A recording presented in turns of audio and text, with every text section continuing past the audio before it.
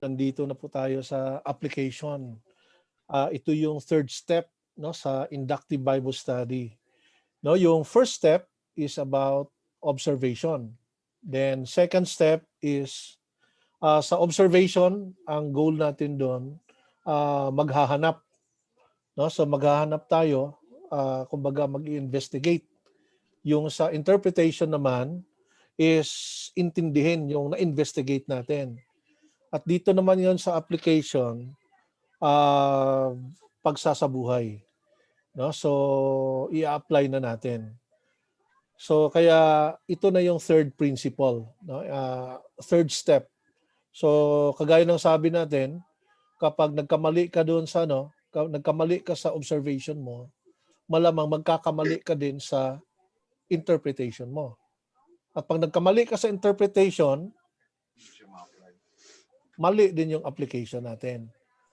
No? Kaya dito sa step 3 sa application, ano nang nakita nyo ngayon dito sa sa puzzle?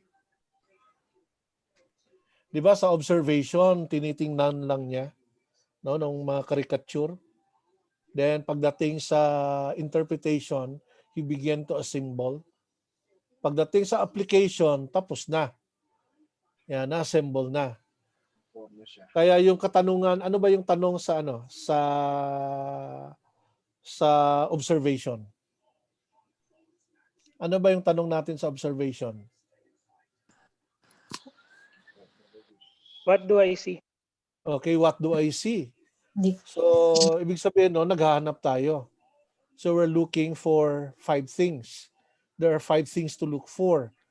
Then, pagdating na sa observation, sa may interpretation, What does it mean? to them. No, hindi sa atin. To them, sa kanila. Okay, ano bang ibig sabihin nun? So, what does it mean to them during their time? Okay, so then dito naman yung tanong naman, ibig sabihin, ina-analyze natin, iniintindi. Dito naman sa application ngayon, ito naman yung tanong. How does it work? Paano ba namin to, how does it apply to us? Yan, what does it mean to me? O how does it work? Okay, so ito yung pag-aaralan natin, application. No, ito yung third steps sa inductive Bible study method. Okay, so next. Okay, prior to that, para sa'yo, ano ba yung what is application?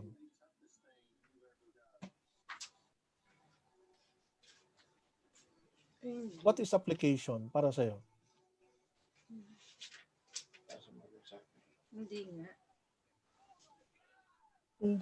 Application po, yun po yung mga mga natutunan mo sa halimbawa sa salita ng Diyos na makikita sa iyo. Kumbaga, ano yung natutunan mo na makikita sa iyo? May changes. Okay. Ano pa? Pag sinabi nating application, anong ibig sabihin nun? Yes, Dalia.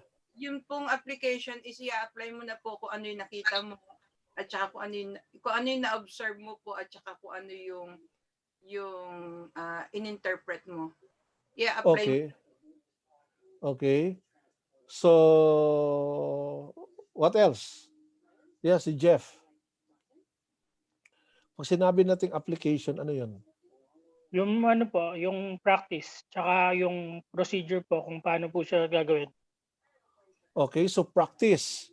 Ibig sabihin, doing what you have understand. Amen. Yeah. So what you have known, ginawa mo na. So ito yung application.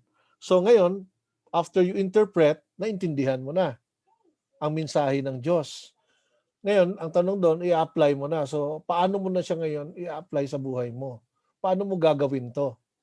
Kasi itong tanong dito, ano ba yung purpose natin? Bakit tayo nag-aaral?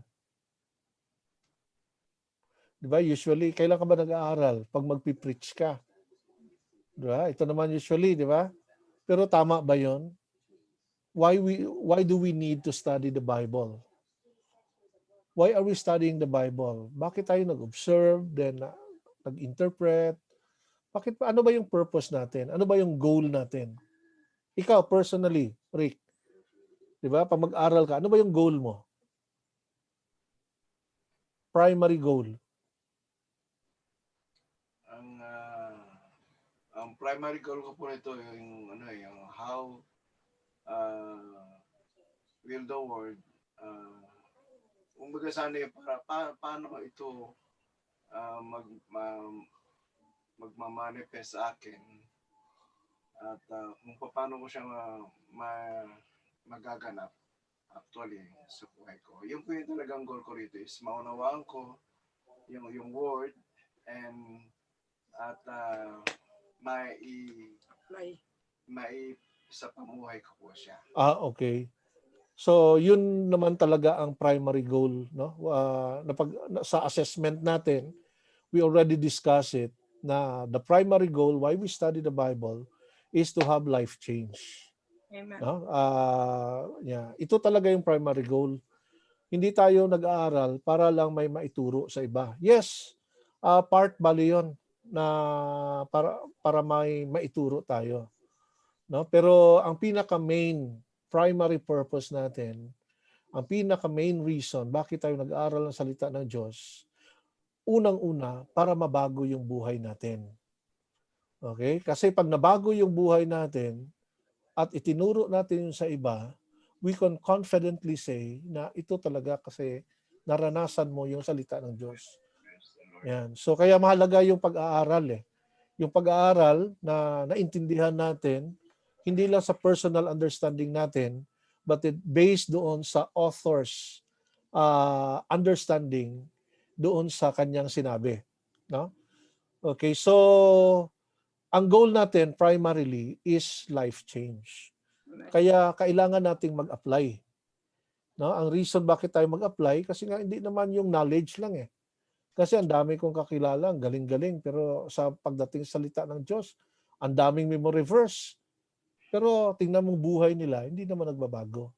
Kaya makikita niyo mamaya, no? So, kaya iba yung sinasabi nila kaysa ginagawa nila. Bakit? Kasi walang pagbabago eh. Walang life change. Okay, so dito, may tanong dito. What do you mean by life change? Nagbabago ka ba? Yes, amen. As you study the Bible, nagkaroon ba ng pagbabago ang buhay mo? Yes, amen. Anong ibig sabihin ng life change?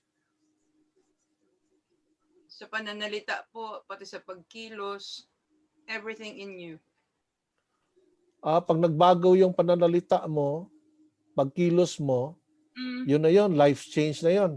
Hindi po, with regards po dun sa natutunan mo. So, kung yung bagong ikaw, sa akin po yun yung pagkakaunawa ko dun sa pag-aaral ng Bible study, as a Bible study, pag-aaral po, kailangan makita yung change sa buhay mo eh. Hindi mo po pwedeng, kapag hindi nag-manifest sa'yo, hindi naman makikita yung pagbabago eh. Siguro ang tanong dito, anong klaseng life change? Kasi pag sinabi mong life change, yung mga Muslim nag-change naman eh. Yung mga Buddhist, di ba, nagbabago naman yung buhay nila eh. Di ba? Pag may natutunan, even yung atheist, di ba, nagbabago din. Opo. Yung mga activist, nagbabago din ang buhay. Pero ano ba itong pagbabago ng buhay? Transforming sa mga bagay-bagay. Basta nag-transform sa mga bagay-bagay, ito na. Changing just state of mind. Changing of state of mind. English. Kasi dapat alam natin ano yung klaseng pagbabago. Nagbago na yung buhay ko. No, dati hindi ako lasinggo, ngayon lasinggo na ako. No? Nagbago ka rin, di ba?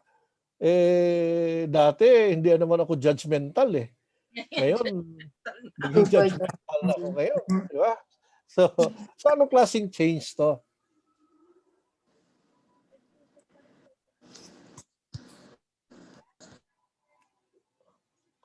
Ano ba yung pagbabago ang tinutukoy natin dito? So after you understand the Word of God, so yung goal natin is magkaroon ng pagbabago. Kaya meron tayong application. No? So let's look at anong klaseng pagbabago to. Okay, sige, next. Yan. Sa Titus 1, verse 1. Yan, pakibasa, Jeff. Sige, Titus 1 verse 1. Paul, a servant of God and an apostle of Jesus Christ, for the faith of God's elect and the knowledge of the truth that leads to godliness. Okay. Anong klaseng pagbabago daw? Anong klaseng life change? Yung Sinasabi ni Paul dito. godliness po. Ayun. So, knowledge of the truth that leads to Godliness. godliness. So, that is the faith of God's elect. No? So, ibig sabihin, nagkaroon ka ng knowledge sa truth na intindihan natin yung sinasabi doon sa mensahe ng Diyos na dapat ito ay magli-lead sa godliness. Ano ba itong godliness? Godliness. Yes, si Glenn. Godliness means obeying and trusting God and living a life pleasing in the sight of God. Ayun. So godliness, living a life pleasing to God. At ito din yung sinasabi natin na righteousness. Amen. No? So when you do what is right in the eyes of God, that is godliness. No? So ito yung demand ng truth. So paano mo malalaman? Paano ka magiging righteous? When you understand the truth, okay, then you apply the truth in your life. Kaya ito yung ang magiging resulta nito is godliness. So paano ka ba magiging godly? Paano ba tayo magiging godly? To obey the word of God. By obeying the truth. Yes, next. No, so you become godly. Okay? Next. Yan. Pakibasa, si Joanne. Romans 12:2, do not conform any longer to the pattern of this world, but be transformed by the renewing of your mind. Then you will be able to test and approve what God's will is His good, pleasing, and perfect will. Ayun. So, ano daw yung godliness? Godliness has something to do. Para maging godly po tayo, dapat merong, sabi niya dito, do not conform to the pattern of this world. No? Kasi ungodly yung world eh. No? So, kaya kinakailangan mayroong tinatawag na transformation. So, ano yung transformation?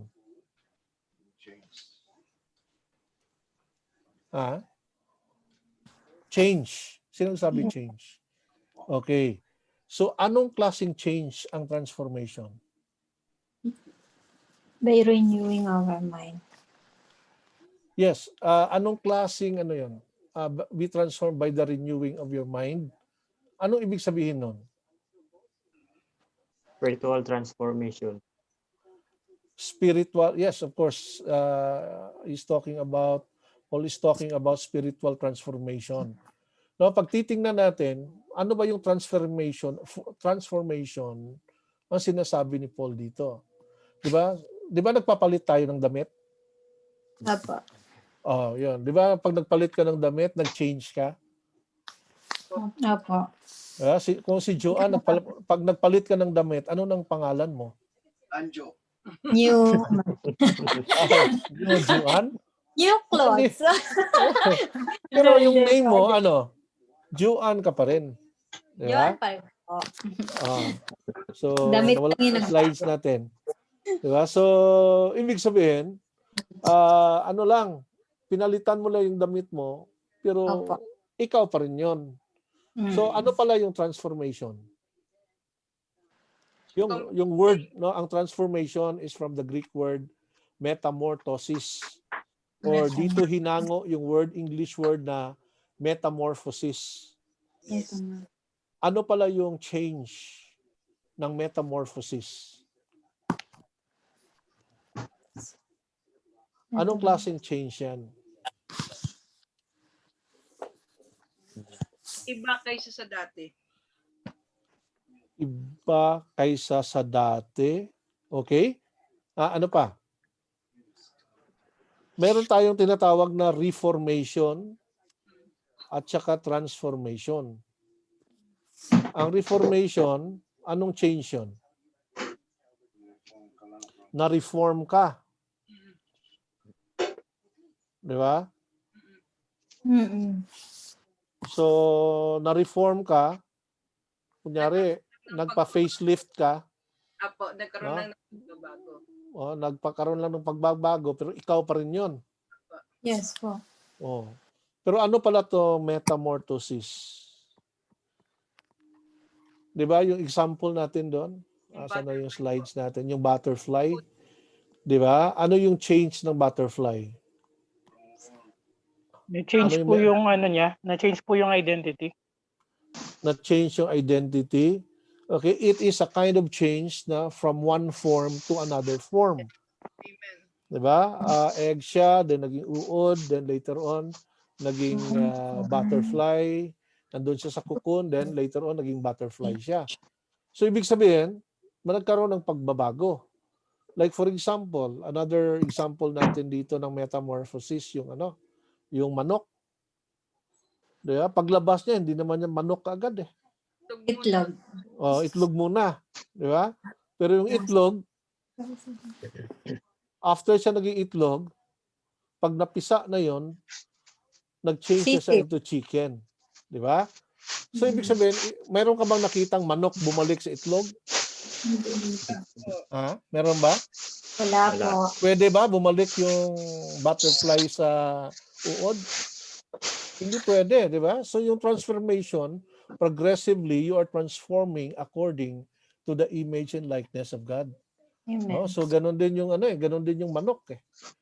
'Di ba? So ang itlog magiging manok siya, pero wala kang makitang manok na naging itlog. Yeah? So ganun din 'yan sa transformation. Ito yung proseso ng metamorphosis. So ganun din sa pag-change sa atin ng Panginoon. Kaya yung godliness, you are becoming sa image and likeness ni Christ. No? So, kaya napakahalaga yung transformation. So, do you think mahirap ba yon? Opo. Mahirap? Mahirap ba ma-transform Opo. ang life ng isang tao? Mahirap? Madali? Hirap po. Para po. Bakit mahirap? Kasi may proseso po eh. Okay, Hindi ka may proseso. So, siguro unang proseso doon, mag-aral ka muna ng salita ng Diyos. Na maintindihan mo yung mensahe ng author. Then saka ka pa mag-a-apply, di ba? So ibig sabihin, kung hindi ka nag-aral ng salita ng Diyos, hindi mo naintindihan yung salita ng Diyos, paano ka mata-transform, magiging godly? No? Hindi pwede. Pwede ba? Pwede ka bang maging godly na hindi ka nag-aral, hindi mo inaral yung salita ng Diyos? Hindi Hindi po. ka nag-interpret? Hindi po. Diba? Prior sa change ng life natin, kailangan mo muna ma-interpret ang text. Kasi pag na-interpret mo na siya, doon magkakaroon ng change sa buhay natin. So, bakit kaya mahirap? Mahabang proseso. Kasi nabubuhay pa po tayo sa ating Laman. katawang lupa. Hindi pa po tayo namamatay, kaya habang nabubuhay po tayo, nagagawa natin po yan. Okay. Yung planin. Okay. So, dito meron tayong bakit mahirap yung iba siguro mayroong mga reasons. Pero meron kasi tayong tinatawag na substitutes or alibi for application. Yan. Kasi kung talagang ina-apply mo yung salita ng Diyos sa buhay mo, talagang magbabago tayo. No? Kasi ito yung power ng word ni God eh. Kayang-kaya niyang baguhin yung buhay natin. Kayang-kaya niyang tanggalin, bibigyan ka ng power to overcome the power of sin in your life. Yes, Yes. amen. No? So may ability bali ang salita ng Diyos. Kung i-apply mo to, may ability siya na baguhin ang buhay natin. Kaso nahihirapan magbago yung iba kasi marami silang alibay or tinatawag natin na substitute. No? Kaya hindi nila mai-apply yung salita ng Diyos. So number 1, okay, pakibasa, Rick. We substitute interpretation for application. Yon. So isang alibay yan. Kasi nga, yung iba, akala nila, pag magaling na sila sa word ni God, naintindihan nila, okay na yon. Knowledge. No? Dito naman, marami na silang alam. No? May mga kakilala ako, mga kasabayan ko din, sa seminary, naku, ang tataas na ng pinag-aralan. Talagang, doctorate na. May PhD na. Pero yung ugali nila, ganun pa rin. Bakit kaya?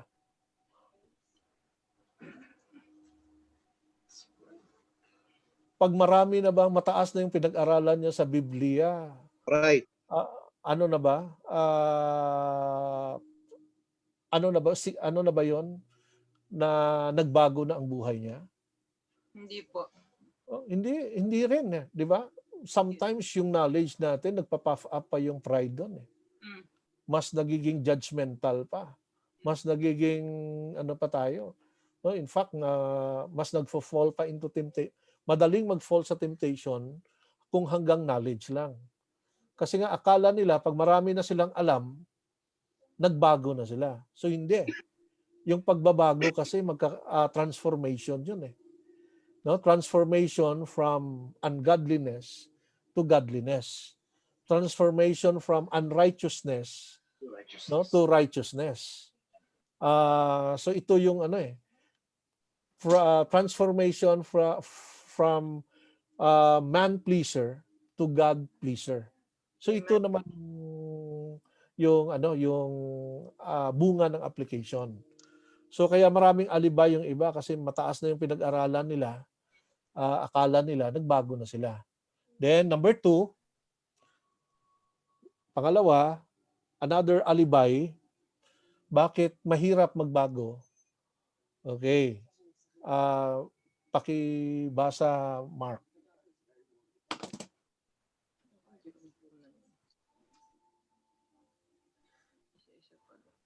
Si Mark. Nakamute po. We substitute the superficial obedience for substantive life change. Okay. Ano ibig sabihin ng superficial obedience?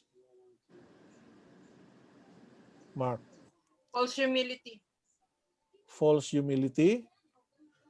Okay. So, superficial obedience, yung ginagawa lang natin, yung gusto nating gawin.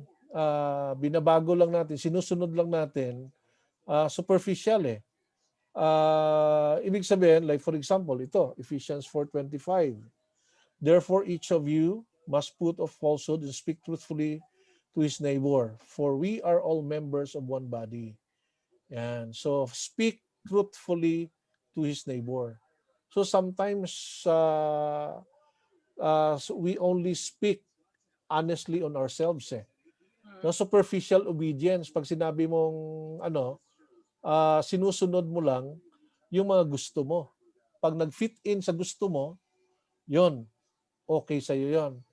Pero pag hindi nag-fit in, pinipili mo lang yung gusto mong sundin. Yan. Like for example, another example natin. Like for example, ito dito, issue of honesty. No?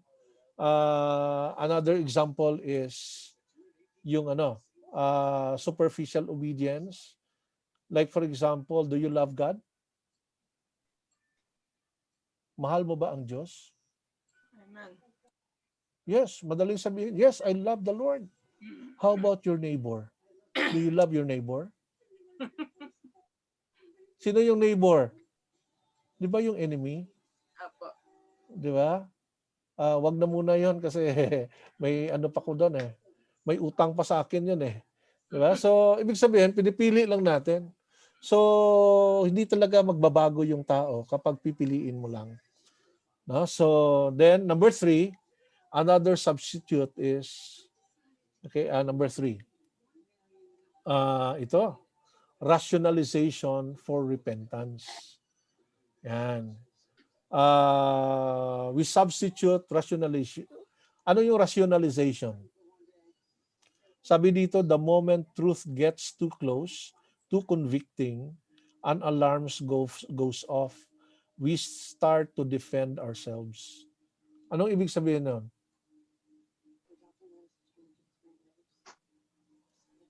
So sometimes mayroong alam tayo, alam na natin na mali, pero we try to rationalize. Ginagawa pa rin nating tama. No, maraming example diyan eh. No, like for example, yung missionary namin dati. Talagang magaling mag-rationalize. Kahit mali na, huling-huli mo na sa akto, but still nagre-reason out pa rin. So yung mga ganong klaseng tao, mahirap magbago yun. Kahit alam na nila yung truth, pero ayaw pa rin sundin. So ibig sabihin, instead that they will repent to the Lord, nagdi-defend pa yung, dinidepensahan pa nila yung mga pagkakamali nila. No? So may kakilala ba kayong ganon? May alam ba kayong ganon? Na sometimes alam na natin na kasinungalingan na yon, but still we try to defend. Kahit kasinungalingan yon, pero white lies naman. Diba? So ito yung problema. Then number 4, another substitute. Okay, ito. We substitute an emotional experience for a volitional decision. Yan. So, akala natin, pag umiyak na, okay na yun, nag-repent na.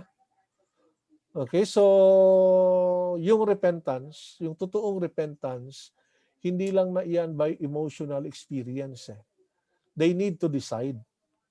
Okay, ibig sabihin, change is a decision to make. Hindi lang yung iiyak-iyak. No? Hindi lang, of course, meron talagang umiiyak, then they begin to decide. Meron naman, no, parating during the altar call, forward ng forward, pero ganun pa rin ang buhay. Kasi nga, akala nila, pag umiyak sila, okay na, nagbago na ako. So, hindi ganun eh. No? Because ang totoong pagbabago is a choice. No? So, ganun yan. So, we don't substitute. Kaya, maraming nahihirapang magbago kasi they're so emotional na they just listen to their emotion pero hindi pa rin nagdi-decide na magbago. Okay? Then, another one, number 5. Yan. So, ito. We substitute communication for transformation. So, ito, another alibi ito. No? Kasi, maraming magagaling. Ito naman yung contrast ng gift at saka ng fruit.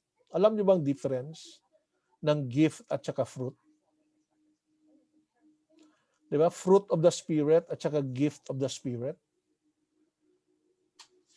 Alam niyo bang difference nun? Spiritual gift at saka yung spiritual fruit. Yung spiritual gift, ito yung nagde-determine ng ministry natin. Ito yung kung ano yung ginagawa mo sa church, magaling kang kumanta, magaling kang mag-preach, magaling, gano'n, mag-gift mo yun eh. Gift from the Holy Spirit yan eh. Itong spiritual fruit naman, it determines your maturity. Kasi nga ugali ito eh. Amen. No, ito yung communication. Kahit gaano ka kagaling mag-communicate, hindi ibig sabihin, kung marami kang ministry, hindi ibig sabihin na na-transform ka na. Opo. Okay, hindi ito nagde-determine na na-transform, na nagbago na ang buhay ng tao. Kasi marami akong kakilala, ang galing-galing sa ministry. Pero pag titingnan mo yung buhay nila later on, nag-fade yun eh. Nag-fail yun eh. No, ang galing nila sa ministry, ang galing nila sa music, pero later on, nag-fornicate. No? Later on, yung pastor, ang galing. Pero they fall into temptation. So bakit? Kasi hindi pa transformation yun eh. Ang gift natin, ang fruit, ito yung godliness. No, fruit of the Spirit. Ano ba yung mga fruit of the Spirit? Love, So, joy. sa love, joy. So, ibig sabihin, 9 fruit of the Spirit yun. Ibig sabihin, hindi pag marami kang ginagawa sa church, gifted ka sa ministry, hindi ito nagde-determine, hindi ito ang yung indicator na na-transform na yung buhay natin. No, kasi gift yun eh. Kaya nga sinasabi ni Paul parate na excel in the gift diba? The most excellent gift is ano? Ano daw the most excellent gift? Hindi yung prophecy, hindi yung tongues, hindi yung ano eh. Kumbaga ano, love. Ano yung love? Fruit of the Spirit yan. No? Kaya yung real na mature na person, hindi yung dami ng ministry niya, kundi sa dami ng fruit niya sa buhay niya. Ito yung nagde-determine ng maturity natin. Yan. So, malalaman mo yan if we walk the talk and talk the walk. Okay? So, ito yung mga substitute. No? Kaya ang hirap. Now, makita mo dito, kung may mga yung mga may alibay sa pagbabago o sa hindi nila na i-apply yung salita ng Diyos, do you think nag-work ba yung word ni God sa buhay nila? No, amen. Hindi po. Hindi nag-work yung word ni God? Hindi Bakit? Kasi may strongholds po. Merong strongholds. Walang- Okay, walang next slide pagbaba- natin. Nandito yung tanong sa next slide. Does God, so ito na yung kay James, no? So sabi dito ni James, pakibasa, Joanne. James 1 verse 21. Therefore, putting aside all filthiness and all that remains of wickedness, in humility receive the word implanted, which is able to save your souls. Okay. So sabi dito, okay, balik daw tayo. May ano tong slides natin. Pakibalik daw, Bon. Okay, the next, yung next niya. Okay, next. Next. May kulang itong slide ni Bong. Okay. So, bakit hindi siya hindi nag-work ang word ni God? Kasi the word of God will work if anong sabi dito? If you receive the word of God implanted. No? So, hindi siya mag-work if does God word work? Yeah. So, pag ni-receive mo siya in humility, then doon mag-work yung word ni God. Kasi yung word dito, okay, next slide. Next bullet. So yung word, paano mo ba tatanggapin ang word ni God? So sabi dito in humility. Kasi yung, okay, sige. May iba dito sa ano. Yan. So ito yung pagkakaiba. Accept the word, receive the word, accept the word, receive the word. Okay, next. Next. Yan. Sige, next pa. Next pa. Yan. Ito pala yung yung receive dito na word, no, sa Greek na dikomai. Ibig sabihin, act of receiving or welcoming a guest or visitors, no? So, paano ka ba, how do you accept your guest? Or paano mo, may bisita ka ba minsan? May nagbibisita ba sa'yo? Paano mo ba tinatanggap kung mayroong kang bisita?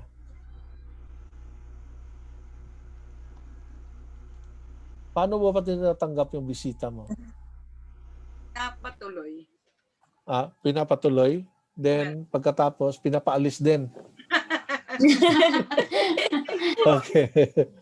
Siyempre, pag pinatuloy mo, pakakainin mo. Diba? Excited ka. You are welcoming them. So, the same way din sa word ni God. No? Sa ang word ni God, if you receive it, yung dikomai, when you receive it, masaya ka. No? Amen. So Yes. you enjoy because you receive the word of God.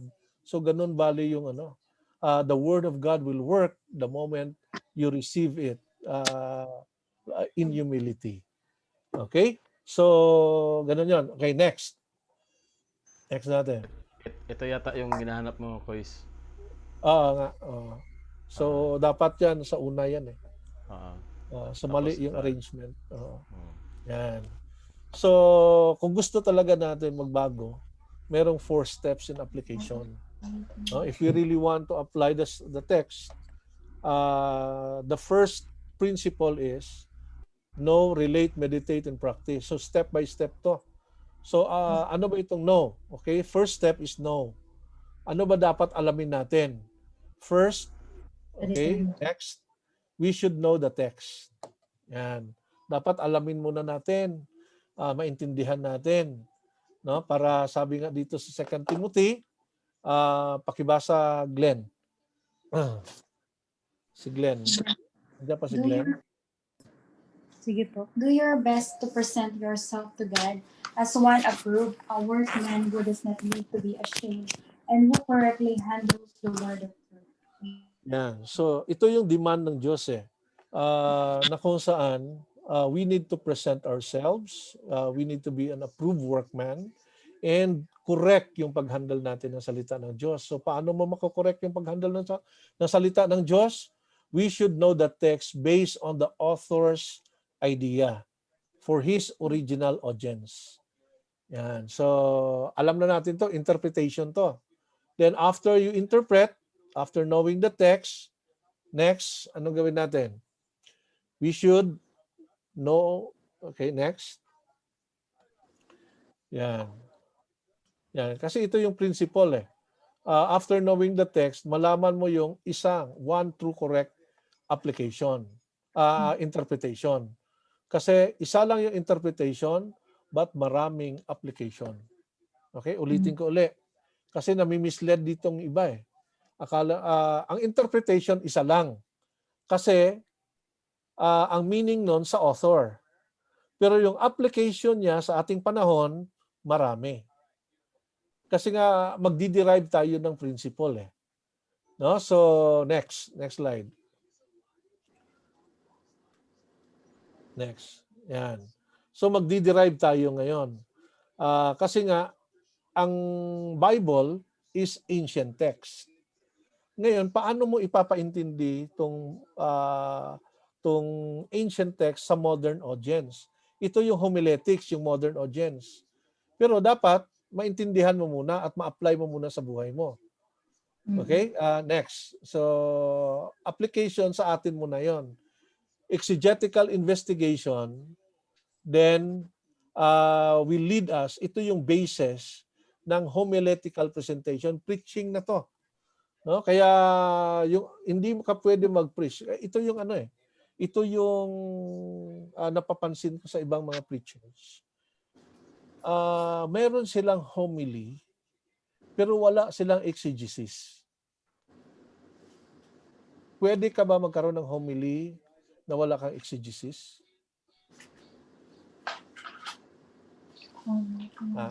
Pwede hindi? Hindi po. Bakit? Kasi it's about the word of God po. Okay. Na words to. Kung makikita mo dito, yung homily mo, dapat magbe-base siya doon sa exegetical investigation. Di ba? So after mo nakuha yung meaning sa author, meron tayong tinatawag na theological reflection. Ito yung tinatawag natin na application sa atin. Then after we apply the text, saka pa tayo magpipreach. Ito yung homiletical presentation sa modern audience. Ito po yung proseso. Hindi ka pwede dumiretso sa homiletical presentation. Saan ka kumuha ng homily mo?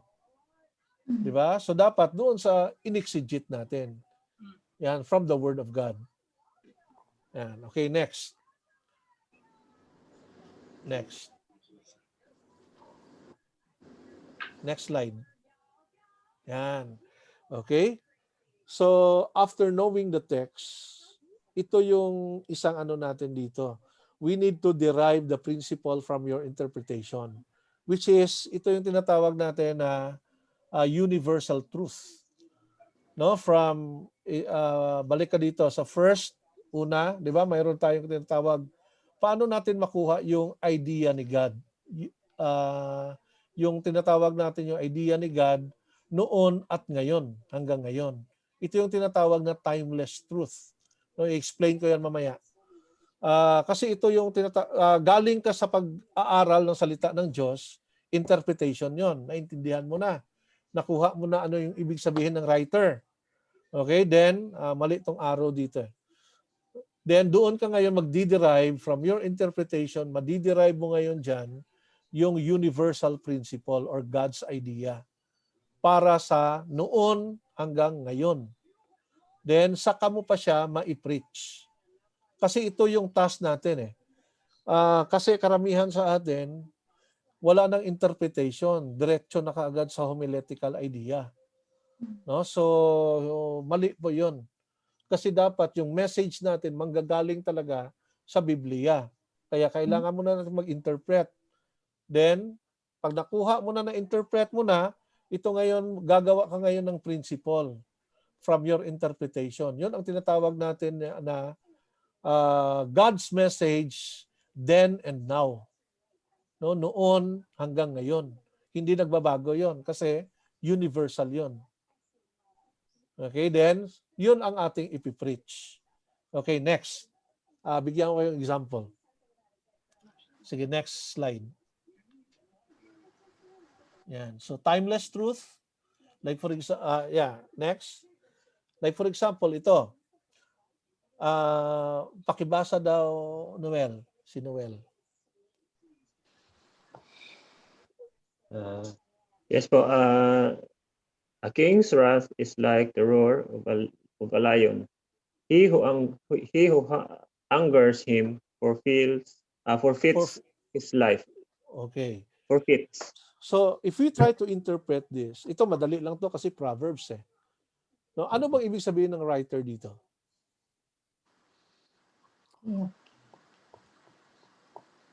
Yung sumulat ng Proverbs, ano ba ito? Encouragement? Ano ba ito? Instruction or warning? Instruction. Warning po. Warning. Okay. Ano ang warning dito? About the king's wrath po. About the king's wrath. Ano pa? Ano ang warning niya sa king's wrath?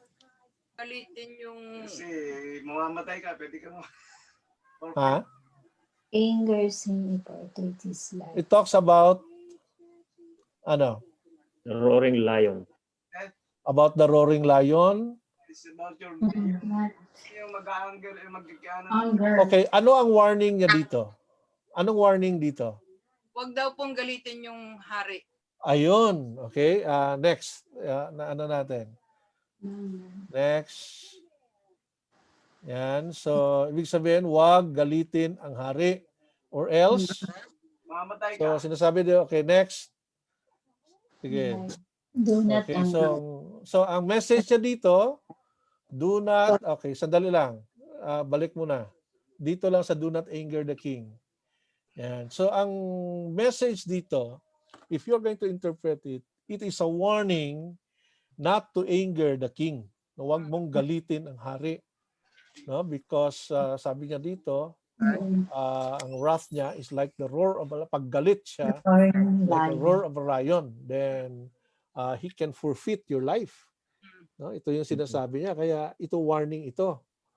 No, sa mga gustong maging against sa hari. Now, itong king noon may hari, doon sa Israel, meron silang hari. Pero doon applicable 'yan. Siguro sa Saudi Arabia, meron ding hari, di ba? Opo. O pwede mag-apply 'yan. How about dito sa Pilipinas? Po. Wala naman tayong hari dito. So ibig sabihin, hindi siya, sa US may hari ba? Wala po. Oh, so applicable lang to sa kanila noon. Mm. So ngayon, para maging applicable sa atin, ano ba yung equivalent ng king? Authority. Ah, it talks about ruler. No, ano bang meron sa 'di ba? Anong equivalent ng king dito sa atin? President. President. Okay. Ano yung common? Anong meron sa king na meron din sa president? Authority. Yan. So ibig sabihin, kung gagawin mong universal 'yan o gagawin mo siyang timeless, yan. So do not anger those who are in authority. Okay, do not anger the authority. Totoo ba 'to? Amen. Bakit? So ibig sabihin, itong authority universal 'yan. Kasi may itong authority applicable 'yan sa lahat. Kasi like for example, diyan sa trabaho mo, 'di ba? Sino merong authority diyan? Boss namin. Boss nyo. Kaya sinasabi dito, do not anger your boss. Yeah? Kasi or else matatanggalan ka ng trabaho. Yeah? Tama ba? Walang ka ng Okay, sa school, sino merong authority? the principal. Teacher. Huwag mong gagalitin ang teacher mo. Or else, ibabagsak ka.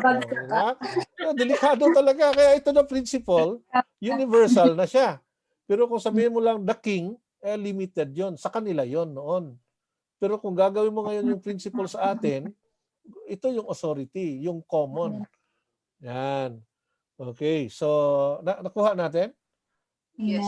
Kaya yung word ni God noon, magiging applicable siya ngayon kung idadaan mo siya doon sa principle.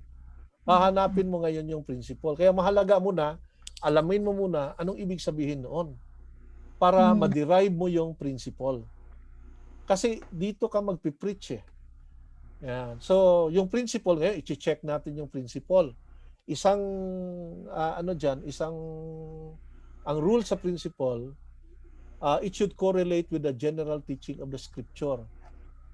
So, yung Romans 20:20, totoo ba to na do not anger the authority? Now, in Romans 13, anong sabi doon? Di ba? Sabi doon, submit to those who are in authorities. Yes. Biblical pala to. Yeah? So, ibig sabihin, yung message nila noon sa Old Testament, ganun din ang message sa New Testament. How about sa atin ngayon? Ganun din ba? Okay. Ayun, ganun din. First Peter, ganun din. Submit to all authorities. No? So, nagko-correlate siya. Ibig sabihin, nagko-correlate, hindi siya nag-contradict sa other scriptures. Yan. Okay? So, sige, next. Next na natin. Next. Okay. So dito ngayon, kung ito ngayon ang sinasabi niya dito, anong sinasabi ng writer? So the writer wants the readers to submit to the authorities. Yan. So wag nating gagalitin. No, wag tayong magpoprotesta sa authority. Kasi pwede kang masaktan, no? When you protest against or makipaglaban ka, makibaka ka at saka so ito yung delikado. Then the principle should correlate to the needs, interests and question and problems of real life today. Yan. So ito na. So ano ba yung problem ngayon? May problem ba tayo sa submission sa authority? Yes. Okay. Ang tanong ngayon, pwede ba magwilga ang mga Christians? Hindi po. Dapat. Can we rally? Ibagsak. Pwede ba tayo gano'n? Hindi na po. Bakit?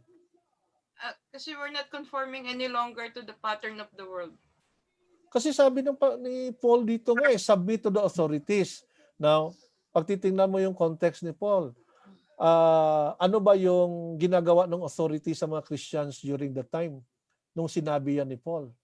Pinipersecute. Well, they are under persecution. In fact, pinapatay pa yung mga Christians during that time. Pero anong sabi ni Paul? Anong sabi ng Panginoon? O anong sabi ng Diyos kay Paul? submit to the authorities. Authority. Ibig sabihin, ang sinasabi niya dito, huwag kang mag-rebel. Mm-mm. Don't go against the authorities. Or else delikado tayo. Okay? So, next slide. Next slide. Yan. Okay, so ito na, no? The writer wants the readers to submit to the authorities. Okay, next.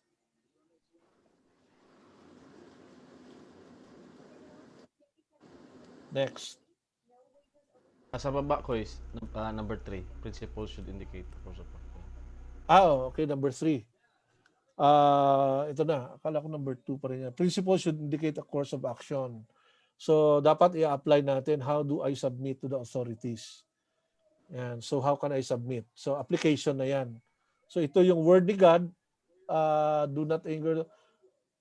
We need to submit to the authority. So, wag natin silang galitin. So, paano ba natin i-apply sa buhay natin? So, ganun lang. Okay, next. Sige, next.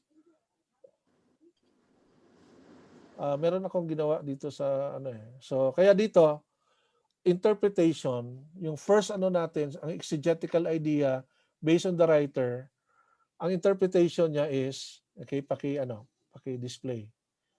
Yan, do not anger the king. Okay, mali ito. Dapat interpretation is the writer wants the readers not to anger the king. Not to anger the king. Ito yung exegetical idea.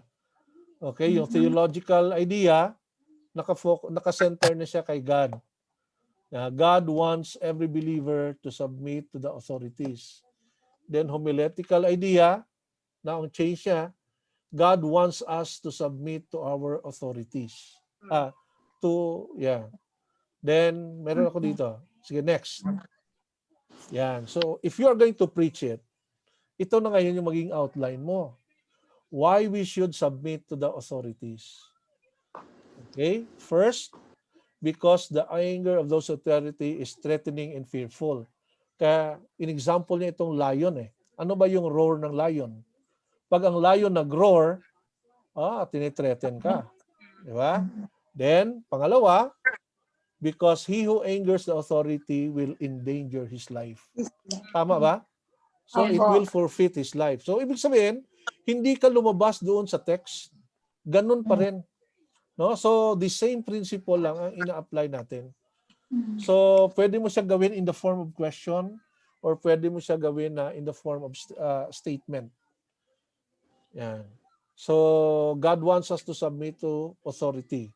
Why we should submit to the authorities? Ito na. Pwede mo na i-preach. Yeah, so, ito na yung homiletical. Ito na yung preaching idea. So, any question? No, so, ibig sabihin, na-outline mo na siya doon pa lang sa sa application pa lang after knowing the text. Makikita mo na ngayon yung structure ng verse. So ganun din ang gagawin niyo doon sa sa Acts 1:8. So sige, next. After knowing the text, next. We need to know yourself. Okay, alam mo na yung text, ito pa lang sinasabi ng Diyos, hindi natin i-anger yung So dito, we need to know ourselves. Okay, pakibasa daw Dalia. Watch your life and doctrine closely. Persevere in them, because if you do, you will save both yourself and your hearers. Yan. So, watch your life and sabi niya dito, and your doctrine. Ano yung doctrine? Ito yung message or ito yung natutunan natin. Kasi doctrinal yon. Ang doctrine doon is submit to the authorities. God wants us to submit to the authorities. Ito yung doktrina. No? So, now, i-compare mo ngayon sa life mo, paano mo siya i-apply. Okay, next. Sige, next. Okay. So, in knowing yourself, you should know your asset, no? Because it will develop your confidence. Ano ba yung asset?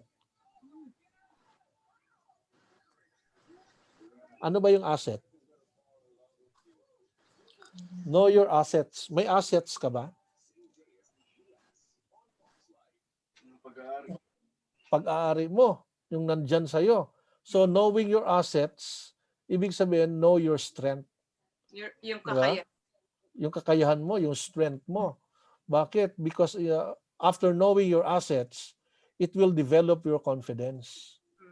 Diba? Like for example, alam mo, magaling kang kumanta. Diba? So, paano mo nalaman ang strength mo? Alam mo ba yung strength mo? Alam mo ba yung strength mo? Alam mo hindi? Si Jeff, alam mo ba yung strength mo? Yes po. Paano mo nalaman ang strength mo? Sa rin po, sa subok, pag-discover yun. Okay. Di ba yung strength mo, ikaw yung pinapalakpakan? No? Yung sinasabi ng iba, oh, galing mo naman kumanta, galing mo mag-preach, galing mo magsalita, galing mo naman sa ganito, no? Galing mo mag-drawing, di ba? Anong nararamdaman mo? Masaya. Di ba it develop your confidence? Yes po. Flattered po. Okay, so sabihin, yung assets dito is your strength. So ang danger naman dyan, yung confidence mo minsan, it turn na magkaroon ng pride. Yes. No? So after knowing it will develop your confidence. Ang danger dito, magkaroon ka naman ng pride. Yes. No? Kaya mahalaga malaman natin ano yung strength natin. Then after that, you should know your liabilities. Ano yung liability? Ito yung weakness natin. Di ba? So, do you know your weakness? Yes. Si Rick, alam mo bang weakness mo? Amen po. Sino nagsabi? Paano mo nalaman? Minsan magsasuffer ka na lang, magsasuffer na lang ako dahil doon sa limbawa.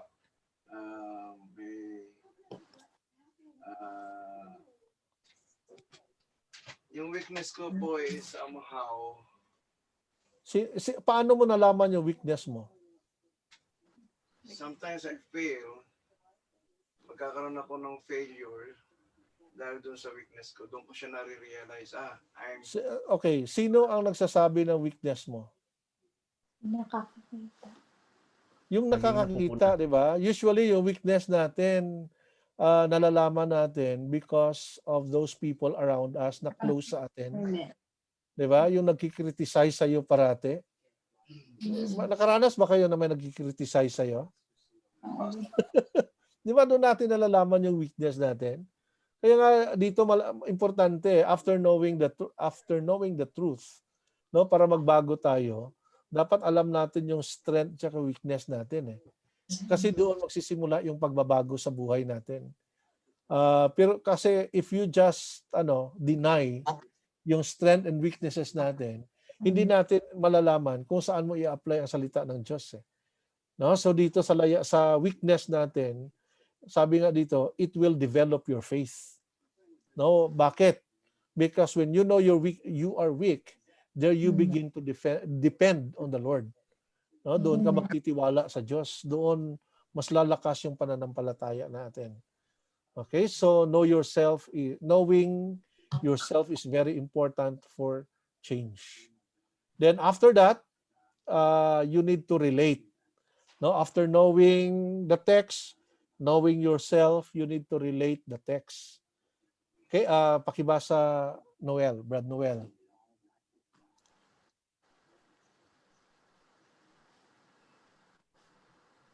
Diyan pa si Brad Noel. Sorry po, nakamute pala ako. Therefore, if anyone is in Christ, he is a new creation. The old has gone, the new has come. Okay, so ito yung transformation. He is a new creation. Ibig sabihin, from one form to another form. Yung old life natin na unrighteousness is naging righteous. Yung ungodliness, naging godly. No? Kaya ito yung sinasabi, ito has something to do with transformation to. Kasi from one form, the old has gone and the new has come. Yan. So, kailangan nating ma-relate yung text. No? So, sabi nga dito, pakibasa Mark. Once we know the truth, sige. Once we know the truth of the Word of God, we must relate it to our experience. In fact, Christianity is best understood as a series of a new relationship. Okay, ano ibig sabihin nito?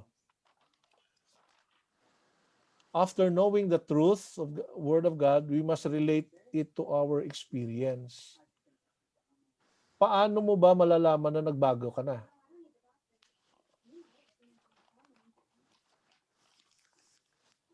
Malalaman mo ba kung nagbago ka na?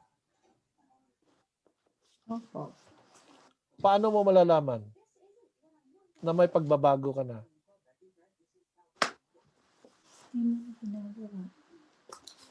Ah? Hindi mo na ginagawa yung mga bagay na nakikita sa'yo. Sa mga nakakita, sa mga kakilala mo. Okay. So sabi dito, we must relate it to our experience. Kasi dati, kung nakikita mo yung, 'di ba, yung mga kagalit mo pag nilagay, kasi sometimes sabihin natin magbabago na ako. Iiwasan ko na yung mga kaibigan ko masasama. Actually doon nga makikita kung totoo nagbago ka na eh. Kung totoo relate mo na yung truth eh. Bakit? Kasi hindi mo na rin gagawin yung ginagawa nila. Ibig sabihin doon mo ngayon makikita. So ito yung problem sa atin minsan, that after we know the truth, we try to isolate ourselves. Na hindi dapat. Kasi malalaman mo kung nagbago ka, balikan mo yung mga kaibigan mo noon at huwag mo na rin gawin yung ginagawa nila. Kasi dati ginagawa mo yung ginagawa nila eh. Di ba? Okay lang sa'yo. Then, doon mo ngayon ma-relate yung truth. Yes? Sino yan? Si Joanne? Anything you can add? Ha? Si Glenda po. Si Glenn? Oh. Wala po. Anong may share mo, Glenn?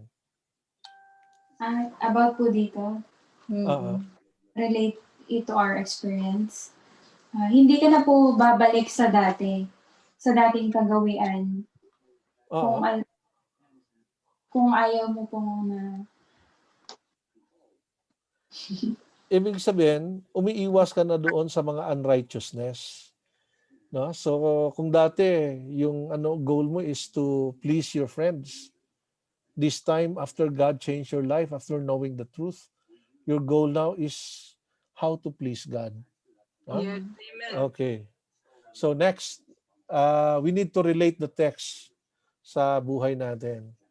Okay, so pag nai-relate natin, of course, totoong pagbabago, God is now your priority.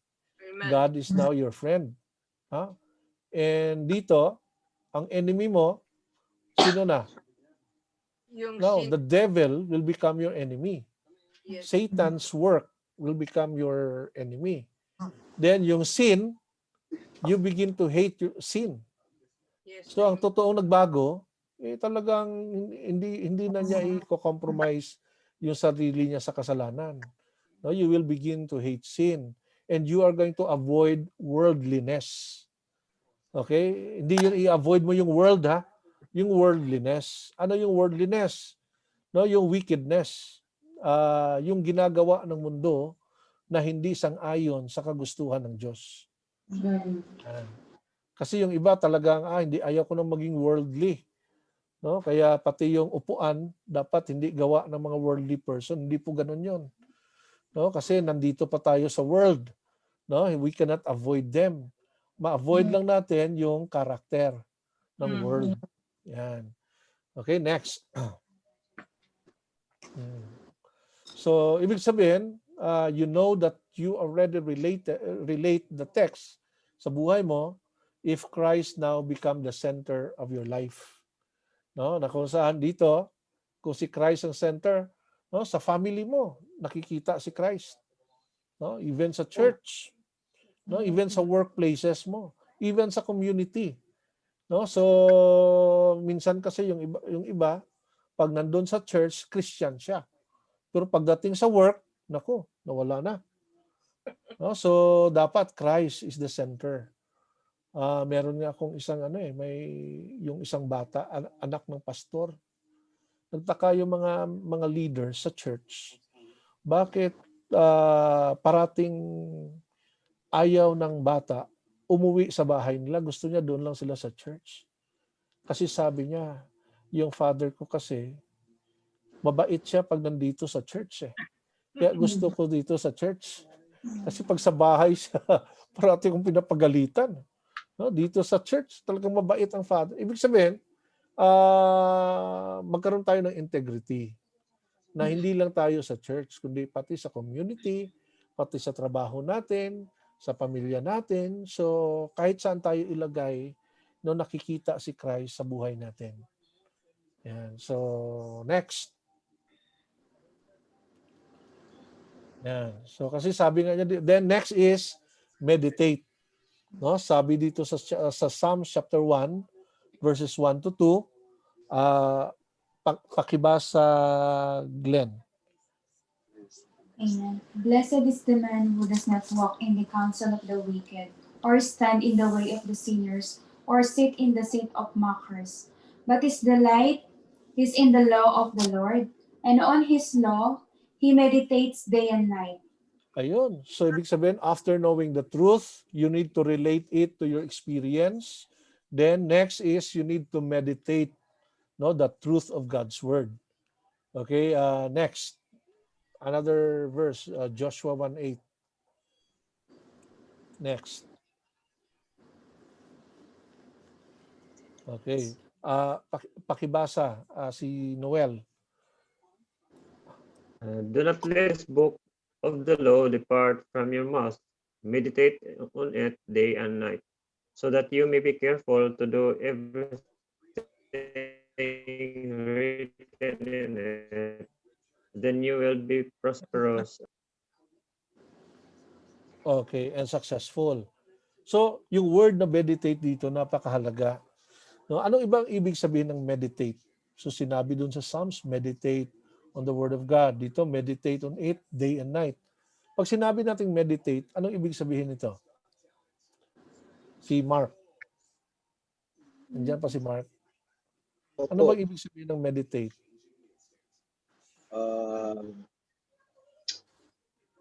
Meditate.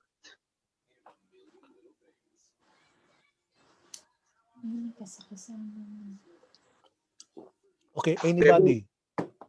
To devoted. To devoted. To devote? Okay. Yeah. How about si Jeff? Kasi manabi nating meditate on it. Nagme-meditate ka ba? Paano ka ba mag-meditate ng salita ng Diyos? Your focus. Do a lot for time po. Nag-aalat ka ng time. Okay, Yes, so tingnan natin yung word na meditate. Ano bang ibig sabihin nito? Next. Okay, so when you say meditate, you need to weave the scripture into the fabric of everyday living. No, anong ibig sabihin niyan? So after you know the truth, then you need to relate it to your experience. Then after you relate, you meditate it. Anong ibig sabihin? Itahi mo sa buhay mo. So yung ibig sabihin, let it become part of your life. Kaya maging parte na siya ng buhay mo. Maging parte na siya ng pamumuhay natin. Ang salita ng Diyos. Kaya doon mo na-i-apply kasi naging part na siya sa buhay natin. No? So you need to weave the scripture. No, kumbaga parang yan eh. 'Di ba? Merong yung logo ng natin, ng damit natin. 'Di ba? Pag pinintura lang 'yon, madali minsan natatanggal eh. 'Di ba? Pero pag tinahi 'yon, ba medyo siya, naging part na siya ng damit natin.